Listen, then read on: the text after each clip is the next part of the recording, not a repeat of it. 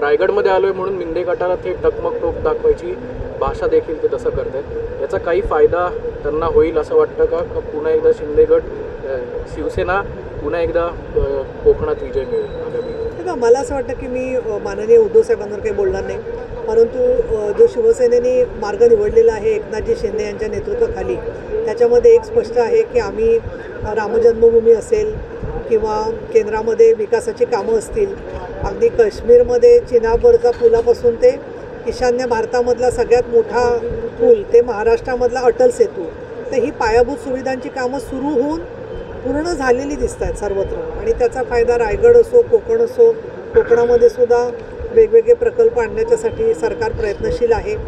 आरक्षणाच्या प्रश्नावरती अत्यंत समतोल भूमिका घेतलेली आहे। शिंदे साहेबांनी जरांगेजींबरोबर जी सभा नव्या मुंबईत घेतली, तर अशी सभा माझ्या माहितीप्रमाणे डायरेक्टली लोकांच्या बरोबर फेस करून आंदोलन मिटवणं हा एक त्यांनी इतिहास घडवलेला आहे। तर माझं म्हणणं असं की जे चांगलं आहे त्याला चांगलं म्हणावं। निवडणुकीच्या दृष्टीने प्रत्येकजण स्वतःचा राजकीय भूमिका घेणं हा त्यांचं काम आहे, परंतु जनतेच्या मनामध्ये सातत्याने मदतीला धावून जाणारी शिवसेना जी आहे ती बाळासाहेब ठाकरे यांचे खरे वारसदार विचारांनी कृतीने हे एकनाथ शिंदे आहेत, हे पुढच्या काळामध्ये जनता सिद्ध करेल अशी मला खात्री आहे। त्यांना सन्माननीय पंतप्रधान नरेंद्र मोदी, अमितजी शहा, देवेंद्र फडणवीस यांचं जे सहकार्य आहे त्याच्यामधून सुद्धा महाराष्ट्रामध्ये जी हिंदुत्ववादी जनता कुठेतरी काठावर होती ती सुद्धा पूर्णपणाने या बाजूला झुकलेली दिसेल।